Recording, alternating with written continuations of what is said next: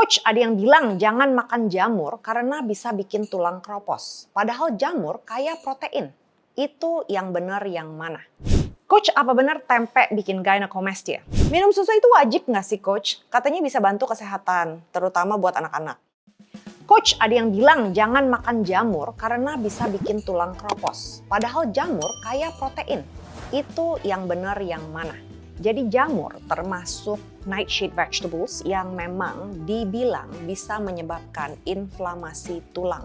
Tapi bukan tulang keropos ya guys ya. Dan kalau misalnya kita cuma melihat dari sisi itu, terkesannya jelek. Tapi jamur atau nightshade vegetables ini juga mengandung banyak vitamin dan mineral dan antioksidan yang sebenarnya bagus untuk kesehatan kita. Bahkan bisa membantu membangun jaringan baru pada tulang yang membuat tulang kita sebenarnya lebih padat kalau asupan kalsium kita cukup dan ditambah dengan olahraga beban untuk mensupport penguatan atau pemadatan tulang. Jadi menurut aku semua hal punya side effect. Kita timbang aja side effect-nya lebih banyak bagusnya atau jeleknya. Kalau misalnya lebih banyak bagusnya, konsumsilah dalam moderasi. It's okay. Dibantu dengan asupan kalsium yang cukup, dibantu dengan olahraga beban untuk meningkatkan kepadatan tulang, I'm pretty sure you'll be fine. Bukan hanya karena jamur tiba-tiba tulang kamu jadi keropos. Coach, apa benar tempe bikin gynecomastia? Gynecomastia adalah kasus di mana hormon kamu menjadi nggak stabil antara estrogen dan testosteron dan membuat lelaki mempunyai payudara. Kalau kamu gemuk dan kamu punya payudara kamu nggak sakit, itu hanya disebabkan karena kamu gemuk. Biasanya orang yang mempunyai gynecomastia itu payudaranya gede dan mulai sakit. Itulah baru tanda-tanda kamu punya gynecomastia. Tempe sih enggak membuat kamu mempunyai gynecomastia. Begitu juga dengan produk-produk kedelai lainnya. Memang ada kasus ya di mana lelaki ini minum soy milk dan dia jadi sakit payudaranya. Setelah dia stop minum soy milk, dia jadi nggak sakit lagi. Tapi ini sangat unusual.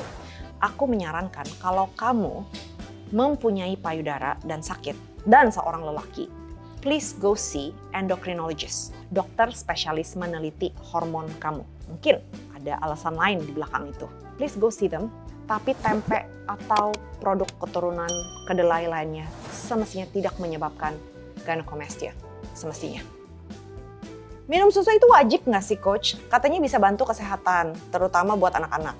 Minum susu itu nggak wajib. Kalau bayi yang memang belum mengasup sumber makanan lainnya, belum empasi, itu mereka sebaiknya memang minum susu. Tapi kalau misalnya anak-anak di atas 6 bulan yang sudah empasi, apalagi di atas 1 tahun, yang memang udah pintar makan, ataupun kita deh orang dewasa yang sudah makan makanan utuh sehari-hari, itu sebenarnya nggak perlu minum susu.